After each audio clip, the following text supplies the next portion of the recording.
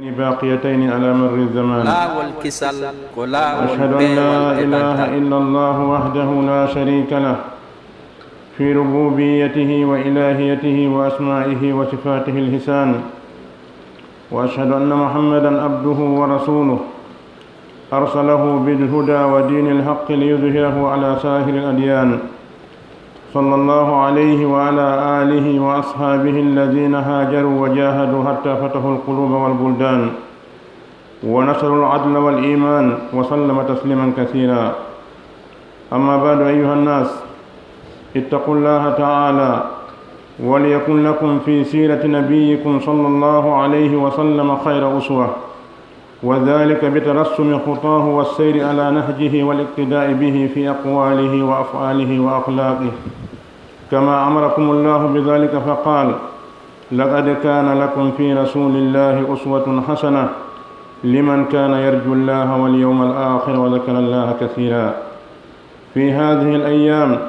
يكثر الناس من التحدث عن هجرة الرسول صلى الله عليه وسلم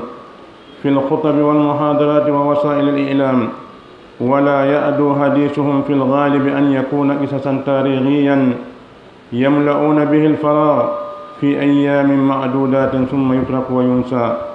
دون أن يكون له أثر في النفوس أو قدوة في الأعمال والأخلاق، بل لا يأدو أن يكون ذلك عادة سنوية تردد على الألسنة دون فقه لمعنى الهجرة وعمل بمدلولها. إن الهجرة معناها لغة مفارقة الإنسان غيره ببدنه أو بلسانه أو بقلبه، ومعناها شرعا مفارقة بلاد الكفر أو مفارقة الأشرار أو مفارقة الأعمال السيئة والغثال المذمومة، وهي من ملة إبراهيم الخليل عليه الصلاة والسلام، حيث قال: إني ذاهب إلى ربي سيهدين، أي مهاجر من أرض الكفر إلى أرض الإيمان. وقد هاجر عليه الصلاة والسلام ببعد ذريته إلى بلاد الشام،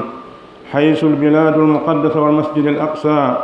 وبالبعد الآخر إلى بلاد الحجاز، حيث البلد الحرام والبيت الأتيق، كما جاء في دعائه لربه: رب إني أسكنت من ذريتي بواد غير ذي زرع. يتي الله سبحانه وتعالى oɗo Allah mo tawi mo fudde yettede nde yettama kanko Allah subhanahu wa ta'ala mo tawi ko kanko woni joom ɓural o moƴƴorta e neɗɗo fiitu neɗɗo no moƴƴi, bal himo moƴƴira e neɗɗo ɓay himo moƴƴi kanko Allah subhanahu wa ta'ala. kanko Allah subhanahu wa ta'ala mo tawi ko kanko woni ko sar'inani en waggol fergu ka ɓerɗe e ka ɓalli. o waɗi ɗiɗo ferguji ɗiɗi luttoji fadde zaman ngun no heddi. ɗen seedo ala reweteɗo e goonga si wona kanko Allah subhanahu wa ta'ala gooto, nde tawno ko kanko tun tagi, ko kanko tun jeyi ko tagi kon, ko kanko tun toppiti fiyaki tagore makko nden. tagore nden hana rewde goɗɗo goo si wona kanko Allah subhanahu wa ta'ala. ɗen seedo oɗo mo suɓi o nuli e meɗen, nelaɗo meɗen Muhammad sallallahu alayhi wa sallam, ko jiyaɗo makko, ko nulaɗo makko mo suɓi o nuli e meɗen. ɗen toro Allah subhanahu wa ta'ala yo juul e nelaɗo e ɓengude maɓɓe nden e sahabaɓe maɓɓe ɓen e kala jaɓɓuɗo jokki peewal maɓɓe ngal handangal ngal daro. ɓaawa ɗum kono yo yimɓe huli Allah subhanahu wa ta'ala, kulol Allah ngol Allah subhanahu wa ta'ala ɗaɓɓiɗi en ngol. tawno neɗɗo on ko o cuɗi o, tawi o cuɗorali ko wiyete kon kulol Allah, cuɗari makko ndi ndi surratamo ha lutta, ko ha e sa'i ndi surratamo. ko neɗɗo cuɗorta o lutta wonde o wirtaki, o surro ha o maya, o surro kadi yawmal qiyama, ko cuɗari ko wiyete kon kulol Allah, allibasu taqwa. kala ɓornatere ndi neɗɗo ɓorni ndi haɗatamo wirtere si wona ɓornatere ko wiyete kon kulol Allah subhanahu wa ta'ala. haray no hani enen ɓeɗo julɓe yen heɓu e siira nelaaɗo on sallllahu alayhi wa sallam ñentinirgal moƴƴal. wono andirɗen nduɗo lewru ndu wonɗen e muɗum, nduɗo lewru jom bente ko e mayru woni ko fuɗɗi tariha julɓe ɓen gila fewno seydna umar radiallahu anhu wa ardah ada ɗum hari julɓe ɓen mara tarih, hari ɓe mara kaɓe ƴetta ɓe winda ɓe inna gila ɗum ɗo waɗi ko ɗum ɗo. gila islamu on ari ha nelaɗo sallllahu alayhi wa sallam feri ha ɓe feƴƴini, ha aboubacry lonti o feƴƴini, umar lonti, hade julɓe ɓe mara calendrier. yimɓe ɓe kawtirɗen ɓen ahlul kitab hade ɓe marno calendrier mo ɓe ƴetti e jibinede isa alayhi salam, hiɓe kontirde ɗum ɗon piiji maɓɓe ɗin nde wonno noon haray diina meɗen kan no yamiri e lundagol heeferaɓe ɓen, tawi seydna umar no jeeya e julɓe hiranɓe kaɗo diina. ñande goo o windani abou moussa al ashari radiallahu anhu lettere, kono lettere on data ala e muɗum. so windi ɗo lettere a wi ko e jombente o winda, tawi hittande kaari ala toon, no wawi wonde jombente hikka, no wawi wonde jombente rowani, no wawi wonde jombente rowani ndeya, wata andade. abou moussa al ashari radiallahu anhu o winditani umar, o wi letterji ma no ara e amen min anda ko honde ɗi winda, foto enen kadi heɓen tarih. seydna umar radiallahu anhu o nodditi sahabaɓe ɓen o wi moƴƴinen calendrier to raɓɓiɗi kon ɓe haldi ɓe fotti waɗugol calendrier julɓe ɓen, ɓe diisodiri hakkundeji maɓɓe oɗo calendrier ko honto fuɗɗoto. woɓɓe wi suumaye, woɓɓe wi ko nelaɗo jibinaɗon, woɓɓe ko qur'ana tippiɗon, mo ɓe kala addi feere muɗum nden ɓe fottani ƴettugol calendrier on e nduɗo lewru jombente. idan gila calendrier on sinca heɓi ɗo woni duuɓi wulure e temeɗɗe nayi e duuɓi capantati e jeetati e naatiri jeenayi on balɗe jeetati, afon e naatiri jeenayi on balɗe jeenayi. hande ko jeenayi jombente konti ɓurɗi sellude ɗi, ko waɗi konti ɗi sawdi konti ɗin ka suuma e jaɓuɗen, ɓe konti ɗin ka donki jaɓuɗen sellanta en ka lundoɗen ɗin ka jombente ɗo. en jokkiɓe en hoori suumaye, en jokkiɓe en hoori arafa, en jokkiɓe en juuli donkin ala no lundoren ɓe ka sappo jombente wiyenna en gootum, nano haɗa beleɗe sori nder to. idan haɗa konti selluɗi ɗin ko balɗe jeenayi jombente woni ko heɓi hannde. haray nelaɗo sallllahu alayhi wa sallam nguuɗo fergu maɓɓe no mari darsuji ɗuɗuɗi wonande enen nde ɗo tagore ɓeɗo mofti arɗe ɓawo nelaɗo sallllahu alayhi wa sallam. haray yewtugol fi sira nelaɗon sallllahu alayhi wa sallam ko hunde nde tawata eɗen haani wadde, sabu piiji buy sen andali ko honno nelaɗo wuurirno e majji, en ande ko watten kon ronken andude nde waɗeten, ma ronken andude ka waɗeten ɗon. neɗɗo no anda nde ɗo hunde no waɗe no moƴƴi, kono hara o anda ko honto nde watte, ko honde tuma nde waɗete. sa waɗi hunde ko wona fewno mayre nafata, sa waɗi hunde fewnu mayre kono naka nde watte ɗo nafata. idan allah subhanahu wa ta'ala o wi en no wodani en ñentinirgal moƴƴal e nelaɗo on sallllahu alayhi wa sallam, wonande kala neɗɗo tawɗo no jaɓi hooli felliti o fotta e allah subhanahu wa ta'ala, o jaɓi dalngal no woodi o immitoto, o hebbini jantagol allah subhanahu wa ta'ala. se wattani yila e ɗi ñalɗi ɗi wonɗen ɗo no heewi ko yimɓe ɓe yewtata fi fergu nelaɗo sallllahu alayhi wa sallam, imma ko yewtowo e khutba, ma ko yewtowo e muhadara, ma ko yewtowo e radio ma télévision, kono tawa yewtere nden ko ɓuri heewude kon nde feƴƴata wongol qissa taarika yankojo, ma ko hebbinirte tun ko wonno windaki kon e kaydi. balɗe seeɗa ɗum yejjite jokken ko wonnoɗen e muɗum kon ko alda e heɓugol batte ɗum ɗon ka wonkiiji ko alda e ñentingol nelaɗon sallllahu alayhi wa sallam ka golleji maɓɓe ka jikkuji maɓɓe bal ɗum iwali wonde ko aada hitande yankojo mono jaɓodire e ɗen ɗe ko alda e faamugol ɓuur heewde wowloɓe ɗum ɓen kon ɗum mana fergu ngol ɗo fergol mana maggol on ka haala arab ɓe wiyata alhijra ko mufaraqatu l insani gayrahu bi badanihi aw bi lisanihi aw bi qalbi ko sertugol e neɗɗo hijra ka haala arab ko nde sertata e neɗɗo ɗimmo ma imma ɓalli mum ɗin pottodira hara wonal nokku nguutu ma tawa o yewtata taƴodiron hara goto mo wolonta oya ma añamo ka ɓernde ga hara ala haaje makko kanko kadi añama ka ɓernde ala haaje maɗa ka ɗengal arab ko ɗum ɗo wiyete alhijra amma ka sharia ko wiyete hijra ko iwgol e leydi heeferaɓe ɓen yaha ka leydi gomɗinal ma sertugol e yimɓe bomɓe ɓen yaha wonde e yimɓe moƴƴuɓe ɓen ma accitugol golleji bonɗi ɗin e jikkuji ŋiñaɗi ɗin yaha jokka golleji moƴƴi ƴetta jikkuji yettiniɗi ɗin ko ɗum ɗo wiyete fergu ka sharia ngoɗo fergu wona hande ɗum heɓɓita wona hande ɗum sinca ko hunde neɓude no jeeya e diina annabi ibrahima alayhi salam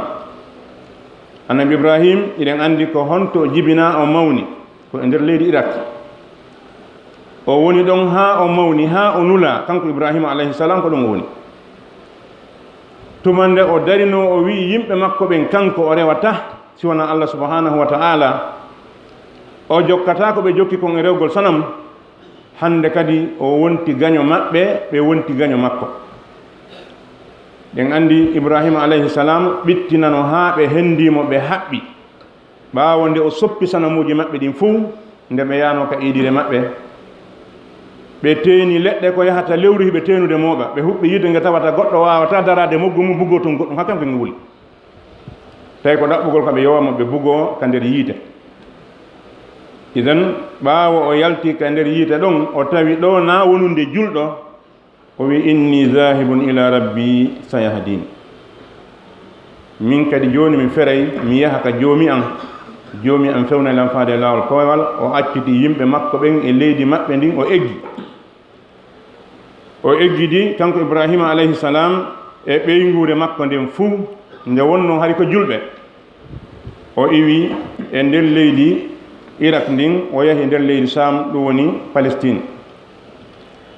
o ƴetti ɓeyngure makko goo o naɓi ton ka masjidul aqsa o woni ɗon o acci ɓe ɗon o ƴetti woɓɓe ɓen o naɓi makka o acci ɓe ɗon no jeeya ko allah subhanahu wa ta'ala sifani en fi ibrahim nde o ƴettuno sonnajo makko on e ɓikku makko bajjum kon ismail o naɓi ɓe o acci makka ka burure ɗon o fokkiti hotugol palestine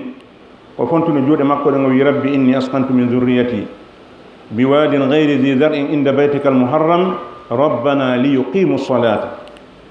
faj'al af'idata min annas tahwi ilayhim warzuqhum min asamarati la'allahum yashkurun o wi allah awa mi addi ɓeygure anden mi honniɓe e nde ɗo ayne nde rematake nokku ka ndu suuduma harminadu wonde ɗo ɗum ɗon holli wondema na ibrahima ta moƴƴin suudu mo tawndu ɗon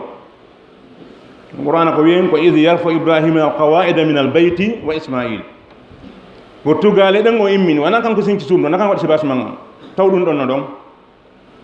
saabu nduɗo suudu ko awwalu bayti hude linnas lalladi bi bakka ko nduɗo atta moƴƴinede julde ka hawre leydi idan wona ibrahima atti julde ka hawre leydi wawata wonde kanko moƴƴina suudu ndu kanko ko immintin gimbal yanungal ngal kono hari sibasman on no ɗon ko ɗum waɗi so wi inda baytikal muharrami nokku ka suuduma hormorten ndu woni ɗo ko ɗo mi addi ɓe mi honni idan o acci ɓe ɗon o immi o yehi kanko ibrahima alayhi salam idan nguɗo fergu ko wiyete eggugol kon fiikaɗo diina ko ɗo woni ko fuɗɗi ko ibrahima alayhi salam woni ko fuɗɗi fergol acce leydi heefera ɓen ɓaawo nde o tawi diina makko kan gasata ɗon o yehi oɗo ibrahima noon ko oɗo allah subhanahu wa ta'ala wiye e ñentin ɓawa aɗone laɗo sallllahu alayhi wa sallam allah wi ali ye ñentin hay goto sina ibrahima e muhammad o wi kad kanat lakum uswatun hasana fi ibrahim walladina ma'ahu id qalu liqawmihim inna bura'a'u minkum wa mimma ta'buduna min dunillah kafarna bikum wa bada baynana wa baynakum al-adawa wal baghdha abadan hatta tu'minu billahi wahda o wino wodani o ñentinirgal moƴƴal hakkunde mon e ɓe heferaɓe ibrahim e ɓe wondunoɓe makko yani ñentine ibrahima e gomɗinnoɓe mo ɓen fewndo makko tumande ɓe wino yimɓe maɓɓe heferaɓe ɓen inna bura'a'u minkum wa mimma ta'buduna min dunillah menen meɗen pottiti on dandini on onon eko rewoton kon ko wona allah kafarna bikum wa bada baynana wa baynakum al-adawatu wal baghdha meɗen yeddi ko wonɗon e mun kon konnaago e ngayguno hakkundeji meɗen hatta tu'minu billahi wahda idan ɗum ɗo koko tawata julɓe ɓen no welsidi hannde ha tawata fayde accama wolede goɗɗo susta wolde ɗum wiyete kon alwala wal bara ye julɓe e heferaɓe fof jillu wona banture wotere fof ñaama gotum ɓorno gotum welda gotum wonda nokku gotum ella ala ɗum waɗi julɓe ɓen no wayno waɗen ɗo ni hannde wal hijratu min shari'ati muhammadin sallallahu alayhi wa sallam haythu amara ashabahu bil hijra ila al habasha lamma istadda alayhim al adha min al kuffar fi makkah فخرجوا إلى أرض الحبشة مرتين فرارا بدينهم وبقي النبي صلى الله عليه وسلم في مكة يدعو إلى الله ويلاقي من الناس أشد الأذى وهو يقول وقل ربي أدخلني مدخل صدق وأخرجني مخرج صدق واجعل لي من لدنك سلطانا نصيرا فأذن الله له بالهجرة إلى المدينة وأذن صلى الله عليه وسلم لأصحابه بالهجرة إليها فبادروا إلى ذلك فرارا بدينهم وقد تركوا ديارهم وأموالهم يبتغون فضلا من الله ورضوانا وينصرون الله ورسوله وقد أثنى الله عليهم بذلك ومدهم ووعدهم جزيل الأجر والثواب وصارت الهجرة قرينة الجهاد في كتاب الله عز وجل وصار المهاجرون أفضل الصحابة حيث فروا بدينهم وتركوا أعز ما يملكون من الديار والأموال والأقارب والعشيرة وباءوا ذلك لله عز وجل وفي سبيله وابتغاء مرضاته وصار ذلك شريعة ثابتة إلى أن تقوم الساعة فقد جاء في الحديث لا تنقطع الهجرة حتى تنقطع التوبة ولا تنقطع التوبة حتى تخرج الشمس من مغربها فكل من لم يستطع إظهار دينه في بلد فإنه يجب عليه أن ينتقل منها إلى بلد يستطيع فيه إظهار دينه. إظهار الدين معناه القيام بالدعوة إلى الله وإعلان البراءة من الكفار والمشركين وبيان بطلان ما هم عليه وليس معنى إظهار الدين هو تمكينه من القيام بسائر التعبدية فقط دون القيام بالدعوة إلى الله ومعادة الكفار وإعلان البراءة منهم ومن دينهم وبيان بطلان ما هم عليه. حريك ويتي فرقكم باو إبراهيم عليه السلام كجاء سري نلاد ميد محمد صلى الله عليه وسلم نلاد باو بدرك بوي لا إله إلا الله مكة a wiyatangol konngol ko nongol fotata a wiyatangol konngol ko naatagol islam a wiyatangol konngol ko ngol woni saabiyol aljanna annata ko ɗum o wooli ko ɓaawo nde o woolingol ɗo konngol o wiya ko feetuɗo o woolingol konngol o wiya ko yimowo o woolingol ɗo konngol o letta kala façon lette o wowla kala façon haala bonka sabu o wi rewatake si wona allah probléme fof ko ɗum ɗo ma naqamu minhum illa an yuminu billahi al-aziz al-hamid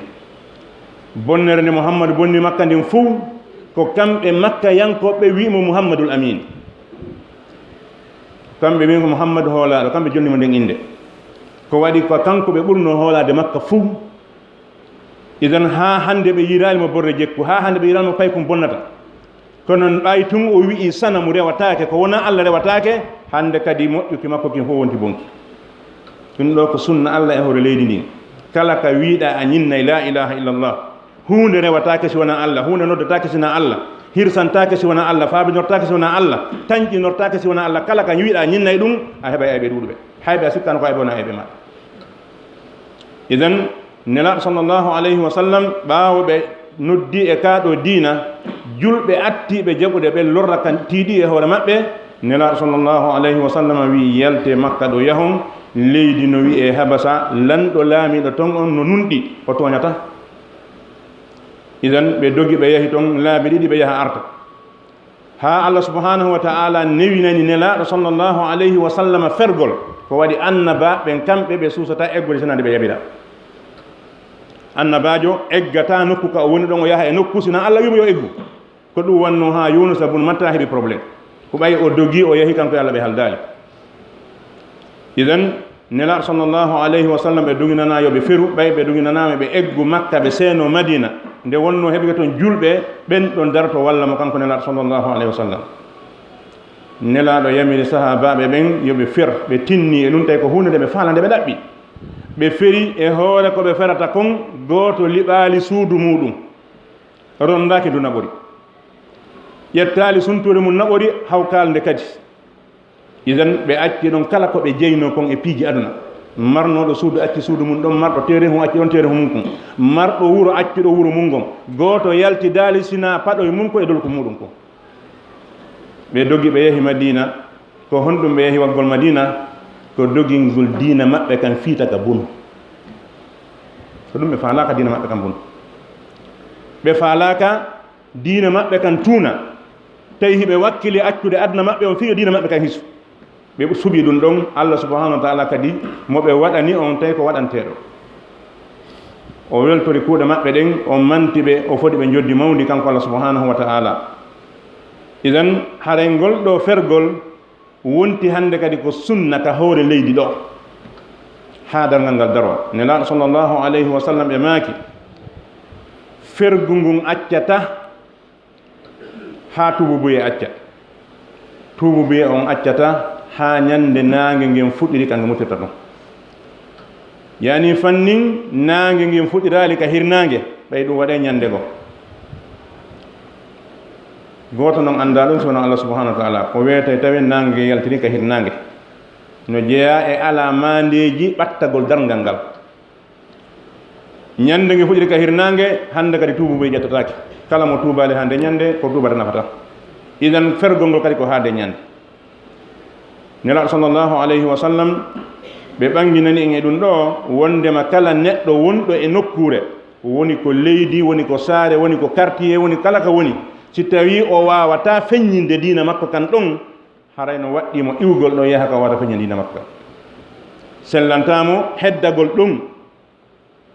inna ko ɓay o darni ɗon ɓay o ala nokku ka yahala. si tawi nokku ka wonɗa ɗon a wawata feññinde diina ma kan, sa feññini ka ko lorra haɗa woni waajibi e hoore ma ya yaltuɗo yaha ko leydi ndi welma wo non ko ɗumanni o ko waɗi ala nokkure moƴƴude ka hoore leydi ɗo hewti Makka. nelaɗo sallllahu alayhi wa sallam accu ɗon dogi yahi Madina, ɓe woni toon ha ɓe heɓi feere ɓe artani kadi ko ɓe tawata kon accatake ɓay Makka naka hawkete. si tawno ko nokku goɗɗo go hara wana wona on ɗon ɓe haccanano ko yiltagol ɗon, kono ko nokku mo tawata ma o are. idan ɗum no wima an neɗɗo julɗo on hunde no gasa kono nde mari ñalande. nelaɗo sallllahu alayhi wa sallam torata ko Allah hay hunde ko ɗon ka jaabinde ka, kono ndaaren nelaɗo no wakkilo accude ka ɓe jibina ɗon, acca ka baytul harami woni ɗon, ɓe doga ɓe naata e bururo ɓe ukko e pammeji ɓe yaha e leydi wondi go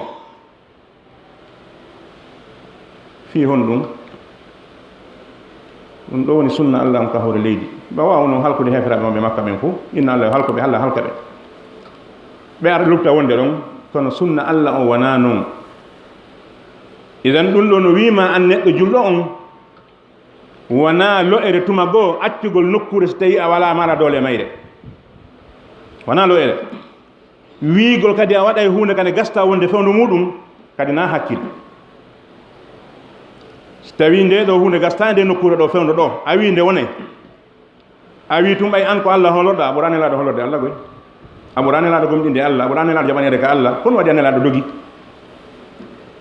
ko hollugol ma awa ka hoore leydi ɗo so a ndaari a tawi doole ala naama ko faalaɗa yo won ko gasta fewno ɗon ko ya yahu eɓɓa no wonira ɗon so tawi ɗa faala wonde ɗon, kono wona ya a darto ko ɓurma. ta darta ko ɓurma wi ko nelaɗo ñentinɗa ko fenande wonɗa, nelaɗo dartaki ko ɓuri ɗum. idan haray so tawi neɗɗo wawata feññinde dina mum kan e nokkure ko yo o eggu o yaha nokku ka wawata feññinde dina makko kan وقد توعد الله من قدر على الهجرة فلم يهاجر قال تعالى إن الذين توفاهم الملائكة ظالمي أنفسهم قالوا فيما كنتم قالوا كنا مستضعفين في الأرض قالوا ألم تكن أرض الله واسعة فتهاجروا فيها فأولئك مأواهم جهنم وساءت مسيرا إلا المستضعفين من الرجال والنساء والولدان لا يستطيعون حيلة ولا يهتدون سبيلا فأولئك عسى الله أن يعفو عنهم وكان الله عفوا غفورا الله سبحانه وتعالى كمبني ɓeɗo yimɓe wonɓe e leydi wo leydi tawa ɓe suusata feññinde diina maɓɓe kan ɗon ɓe waɗi naafiqiyagal e la'ifuyagal ɓe jooɗi ɗon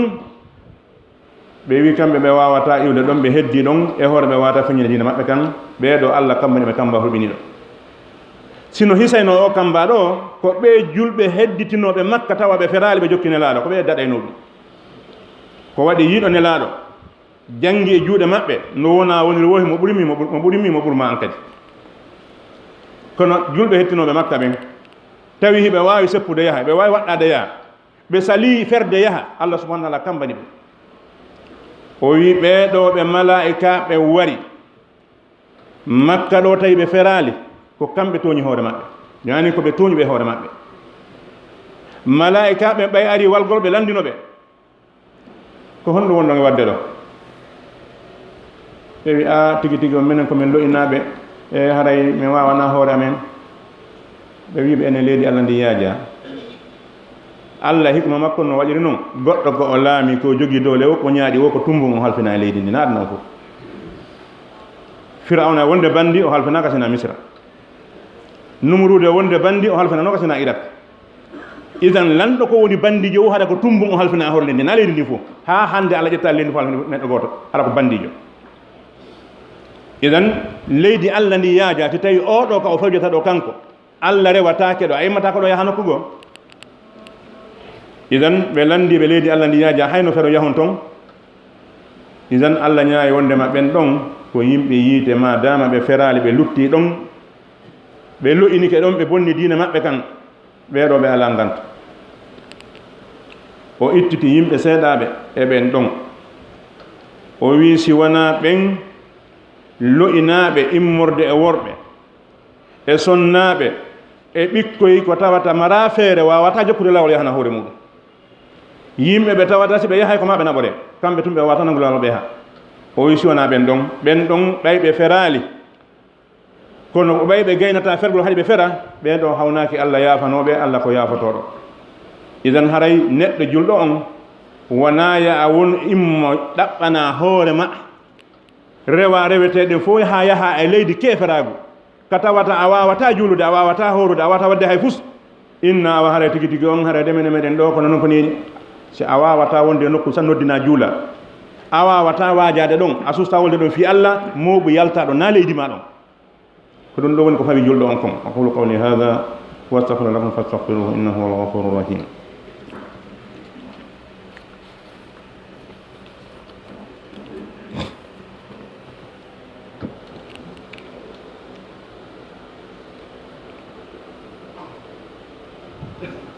الحمد لله وحده ثم الصلاة والسلام على من لا نبي بعده عباد الله فمن لم يستطع إظهار دينه في بلد وجب عليه الخروج إلى بلد يستطيع فيها ذلك فإن بلاد الله واسعة ولا تخلو من بلاد صالحة قال تعالى ومن يهاجر في سبيل الله يجد في الأرض مراغما كثيرا وسعة أي يجد مكانا يتحسن فيه من أذى الكفار وساءة في الرزق يعوده الله بهما أما ترك في بلده من المال كما قال تعالى والذين هاجروا في الله من بعد ما ظلموا لنبوئنهم في الدنيا حسنة ولا أجر الآخرة أكبر لو كانوا يعلمون الذين صبروا على ربهم يتوكلون عباد الله ومن أنواع الهجرة حجر المعاصي من الكفر والشرك والنفاق وسائر الأعمال السيئة والخصال الذميمة والأخلاق الوخيمة قال تعالى لنبيه صلى الله عليه وسلم والرجز فهجر الرجز الأصنام وحجرها تركها والبراءة منها ومن أهلها قال النبي صلى الله عليه وسلم المسلم من سلم المسلمون من لسانه ويده والمهاجر من هجر ما نهى الله عنه أي ترك ما نهى الله عنه من الأعمال والأخلاق والأقوال والمآكل المحرمة والمشارب والنزل المحرمة والسماء المحرم كل هذه الأمور يجب هجرها والابتعاد عنها يتي الله سبحانه وتعالى ولو الله غوتو متي كانكم هنا يتede en toromo e juule nelaaɗo sallllahu alayhi wa sallam oɗo nelaaɗo mo tawi en heɓata moƴƴere nde janɗi nde fanɗi sena kanko woni sabu muɗum idan harayno jeeya e haqqeji nelaaɗo sallllahu alayhi wa sallam e hoore meɗen juulugol e maɓɓe sabu hiɓe jogii haqqe hoore mawɗo e hoore meɗen ala moƴƴere hunkum heɓeten ko aduna ɗo ma ka laakara sina ko kamɓe nelaaɗo sallallah sallam sabu muɗum idan on mo tawi waɗanima ɗum ɗo oɗo mari haqqe e hoore maɓɓe en toro Allah subhanahu wa ta'ala e juule nelaaɗo e ɓeygure maɓɓe ne sahaba maɓɓe jeeyaɓe Allah anden hare neɗɗo wo neɗɗo kala nokku ka o woni e hoore leydi ndi si tawi o hattana feññingol diina makko kan e ndin ɗon leydi haray no waɗɗi e hoore makko eggugol ndin leydi ɗon yaha e leydi ka o hattana feññingol diina makko kan sabu leydi Allah ndin no yaaji iwata kadi hay zamanu gooto kadi araali sina tawa ndin on zamanu ɗon no woodi nokku ka tawata lanɗo moƴƴo no woodi idan hare ko fawi julɗo on ko eggugol Allah subhanahu wa ta'ala o wi kala neɗɗo ferɗo tawa ko fi Allah wona eggugol tun dey fi maaro ala e moƴƴude ɗon ma fi dammi heɓata ko ɗon ma fi marché ala nangum ferguɗo wa man yuhajir fi sabilillah kala egguɗo kaw eggi ɗon tawa ko ittima ɗon ko ɓay dina makko kan ala heɓude ɗon doole ko ɗum ittima ɗon Allah subhanahu wa ta'ala wi yajid fil ardi muragaman kathiran wa sa'a ka leydi ka o yahata toon Allah ƴettinimo garante piji ɗiɗi o heɓay ɗon ɗon toon o heɓay toon ka o hiwa diina makko kan o heɓay toon hiwowomo hara o toñatake o heɓay toon kadi ngalwiyaji ngu ko accuno kon o dogi Allah lontinanaymo ɗum ɗo idan haray neɗɗo on ko ma o anda Allah subhanahu wa ta'ala toñata kono o dardoto haray Allah subhanahu wa ta'ala o wi ɓeeɗo ferɓe tawi ko fi Allah on ko ɓe feri ɓaawo nde ɓe tooña o wi min wernayɓe ka aduna ɗo no moƴƴiri joddi ko ɓe mari kon ka laakara ɗum ɓuri mawnude si tawno hara ɓe annduno homɓe no woni ɓen ɓeeɗo yimɓe muññiɓe tawi ɓe hoolorationa Allah subhanahu wa ta'ala yani allahina sabaru wa ala rabbihim yatawakkalun ɓeeɗo muññiɓe tawa ko joomi maɓɓe tu woni ko ɓe hoolori jeyaɓe Allah annden hara no jeeya e fergu ngun harana iwgol e leydi yaha e leydi wona iwgol e saare yaha e saare fergol boneeji ɗin accugol boneeji ɗi accugol keferago ngun accugol sirku on e naafiqiyagal ngal accugol golleji bonɗi ɗin e jikkuji bonɗi ɗin ɗum ɗo kadi ko fergu nelaaɗo sallllahu alayhi wa sallam Allah winomo warrujuda fahjur feru sanamuji ɗin bimana fergol ngol ɗon ko taccugol ɗi yani accuwata rewɗi ndaren oɗo gorko mo nelaaɗo sallllahu alayhi wa sallam sifani en fi muɗum neɗɗo mo tawno ko heewuɗo bakkatu warɗo yimɓe capanɗe jeenayo e jeenayo o yahi o landi neɗɗo gooto wakkiliɗo rewgol Allah mo anda diina muɗum wakkiliɗo rewgol Allah mo anda diina muɗum o landi on o wi mi waɗi capanɗe jeenayo e jeenayo miɗo faala tuubude est ce que simi tuubi Allah jaɓay o yawi yaltu e hoore an te bakkatuji ma ɗi raaɓa min mi andanama tuubu buye e hoore ɗi bakkatuji maɗo fof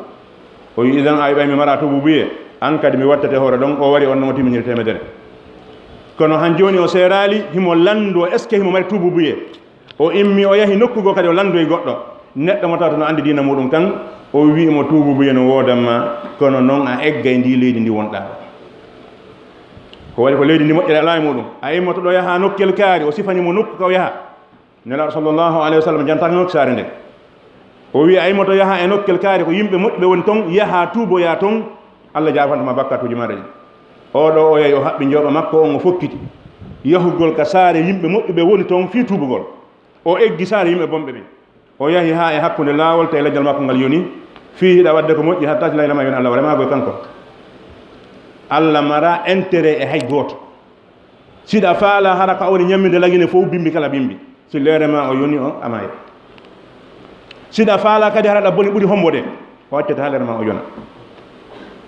idan o hawjana hay goto waɗi ko laawotoɗo ma hawjanta Allah no goto laawata kam idan oɗo o yahi ha o hewti ka hakkude siko min ñaawayno ma ko an ñaawayno ma ko haqqille ñaawirteno e wiyano acco hewtoya kono so tawi ko hewtante ko heɓato gani nga kono mo hewtanta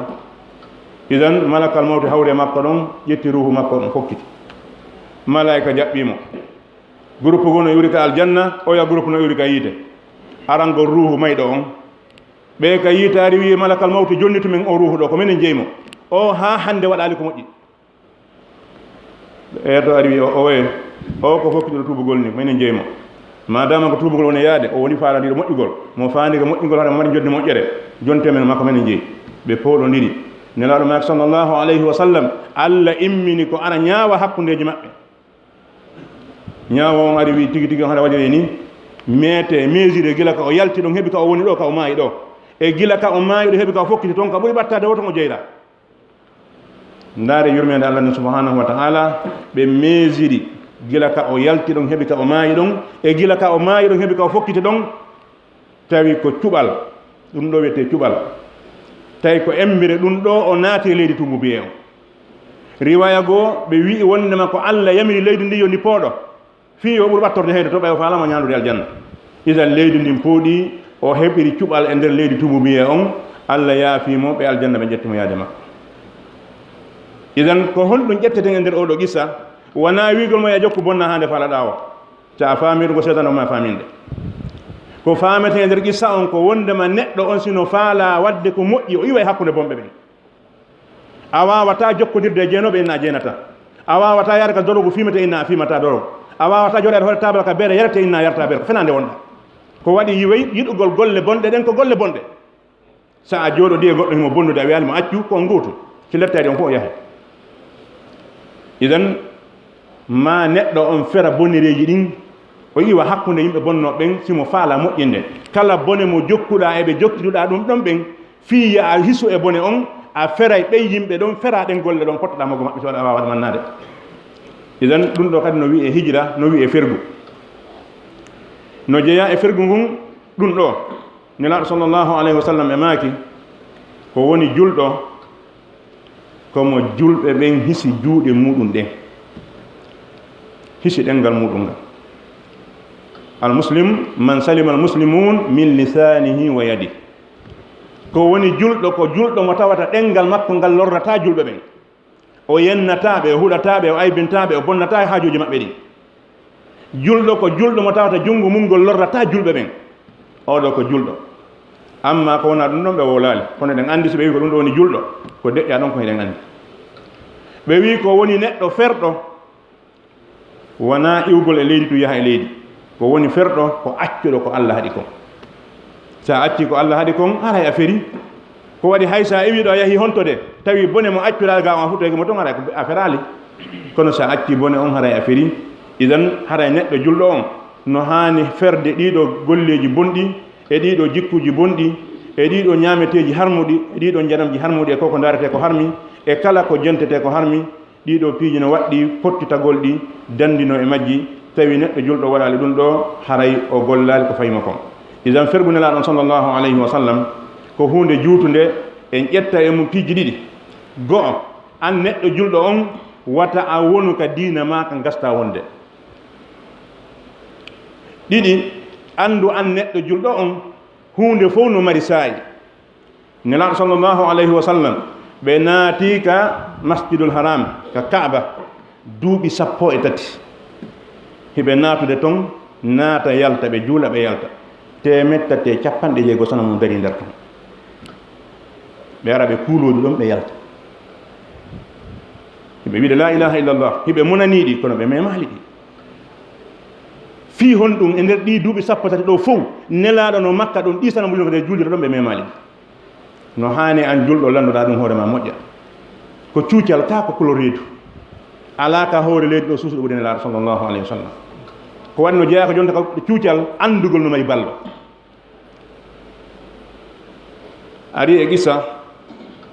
neɗɗo libyen jono anduɓe tarika no andimo Oumar Moukhtar ko mujahid maruf kanko e italien ɓe ɓen ɓay ɓe ari colonise gol Libye en andi haade feƴƴude hakkude maɓɓe nde Oumar Moukhtar ɓay o falama dartade italien ɓe yimɓe makko ɓe wi he ɓe no mari avion je gueɗe hulɓiniɗe dey mawɗo wi ene kaka dow arsi ɗe wirata kaka ka sengole arsi ga ɗe wirata ɓe wi ka sengo le arsude wirata o wi'a wonɗo ka sengo dow arsi on no ɓuriɗe doole fanninɗe wiiral sengo dow arsi on wonɗo ka sengo dow arsi on no ɓuriɗe doole taw hul idan neɗɗo hooliɗo Allah hulata hay fus nelaɗo hulano hay goto sirkoɓe makka ɓen ha ɓe ronki nadde munta ɗin sanamuji kono taw gasatande ñande idan hiɗa wawi arde yi'a bone tawa ɗum ɗo pellet ko bone ni takkoɗaɗa waɗa moƴƴere ma nden acca on bone ɗon tawa sa a memmini on bone ɗon fewdo ɗon moƴƴere ma nden bone haɗa moƴƴere go kadi arde ɗo si tawi a julɗo a andali ɗum ɓurma moƴƴande ɗiɗɗo ɗimmum ɗum ko ƴetteten e nder oɗo tarih e oɗo hijra ko andugol wondema neɗɗo julɗo on yo o ferɗiɗo boneji madama heɗa wawi ɗi ferde feru wata a wonu hakkude yimɓe yeddoɓe Allah a wawata ɓe haɗude a wawata añude ka ɓernde ma a wawata pottitade ɓuri hewgol noon añugol ka ɓernde no metti fi sa yiɗi hunde ñande o ñande daccete mettude wallahi no woodi yimɓe wurɓe e nokkeli si ɓe jippeke avaria ɗo ɓe wonta ɗo wileere goto ɓe suusata ɓe cikke lettala ɗe jippode hoore ma par ce que kamɓe ɓe anda debbo no wano ɓeɗo wayi ɗo ni ɓe anda yimɓe no wa'a ni kamɓe siga kona ɓornede ɗo kona waɗede ɗo konko hoore lawol kamɓe ɓe anda ɗum idan an wonɗo yiɗe ɗum ñande o ñande hay saɗa andi ɗum haɗa mi acci hulde ɗum joni sa wowi yiide bone ha neeɓi hawna ko welema idan haray julɗo on yo watte enen toon Allah subhanahu wa ta'ala yo Allah arsuku ngaccugol ɗiɗo boneji rabbana taqabbal minna innaka anta samiul alim wa tub alayna innaka anta tawwabur rahim اللهم أرنا الحق وارزقنا اتباعه وأرنا الباطل وارزقنا اجتنابه برحمتك يا الراحمين اللهم حبب إلينا الإيمان وزينه في قلوبنا وكره إلينا الكفر والفسوق والعصيان واجعلنا اللهم من الراشدين اللهم اجعلنا هداة مهتدين وارزقنا الاستقامة على الدين واحمنا من كل سوء وبلاء برحمتك يا الراحمين اللهم اغفر لنا ولآبائنا وأمهاتنا ذوي أرحامنا برحمتك يا الراحمين اللهم اقسم لنا من خشيتك ما تهول به بيننا وبين معصيتك ومن طاعتك ما تبلغنا به جنتك ومن اليقين ما تهون به علينا مصائب الدنيا ومتئنا اللهم بأسماعنا وأبصارنا وقوتنا أبدا ما أحيتنا واجعل ثأرنا على من ظلمنا وانصرنا على من عادانا ولا تجعل الدنيا أكبر همنا ولا مبلغ علمنا ولا تسلط علينا بذنوبنا من لا يخافك ولا يرحمنا برحمتك يا الراحمين اللهم نسألك بأسمائك الحسنى وبصفاتك العلى وبكلماتك التامة أن تفرج همومنا اللهم فرج همومنا اللهم فرج همومنا اللهم نفس غروبنا واقض ديوننا واشف مرضانا وآف مبتلانا وارحم موتانا برحمتك يا الراحمين اللهم لا تدع لنا في مقامنا هذا ذنبا إلا غفرته ولا هما إلا فرجته ولا مريضا إلا شفيته ولا جاهلا إلا علمته ولا ضالا إلا هديته ولا فقيرا إلا أغنيته ولا حاجة من هوائج الدنيا والآخرة لك فيها رضا ولنا فيها صلاح إلا أعنتنا بقضائها ويسرتها برحمتك يا الراحمين سبحان ربك رب العزة عما يصفون وسلام على المرسلين والحمد لله رب العالمين